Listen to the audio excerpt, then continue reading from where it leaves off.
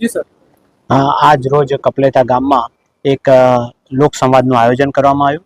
મારી સાથે ACP, PI, PSI બધા હાજર છે, ગામના આગેવાનો, સરપંચશ્રી અને બધા હાજર છે। આનો મુખ્ય ઉદ્દેશ એ છે કે પોક્સોના બનાવો, જે આપણે ખબર છે કે નાના બાળકોનો અત્યાચાર ના થાય તેના માટે સરકારશ્રીનો કાયદો છે, તેમાં જાગૃતિ ફેલાય।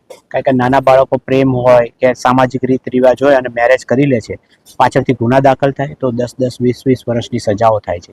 એ ના થાય એના જાગૃતિ ફેલાય એના માટે અમે પોક્સો વિશે આજે બધાને સમજ આપી। એ સિવાય અત્યારનો બીજો એક મોટો ઇસ્યુ છે સાયબર ક્રાઇમ।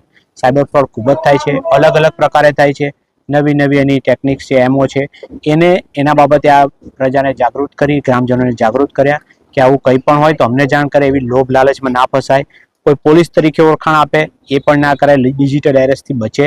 એવું કોઈ ડિજિટલ એરેસ્ટ નથી, તમારા માધ્યમથી પણ કહેવા માંગુ છું, પોલીસ કોઈ દિવસ એવી રીતે એરેસ્ટ કરતી નથી, તો એ બાબતે જાગૃતિ ફેલાઈ। એ સિવાય એક અત્યારે ગુજરાત સરકારની એક ખાસ નીતિ છે અને સુરત શહેરમાં નો ડ્રગ્સ ઇન સુરત સિટીનો આપણો એક સિમ્બોલ છે। એ પ્રમાણે ડ્રગ્સની કોઈ પણ બાતમીઓ તમને આપવી કે આવું કંઈક થતું હોય તો પણ અમને જાણ કરવી, આવા બાળકો જો ફસાણા હોય તો અમને એ બાબતે ઇન્ફોર્મ કરવા। તથા ટ્રાફિકનો આપણે ખબર છે કે સુરત શહેર પોલીસે ટ્રાફિકનો હેલ્મેટનો ખૂબ જ સારો અમલ કર્યો છે, ટ્રાફિકના નવા નવા સિગ્નલ કર્યા છે।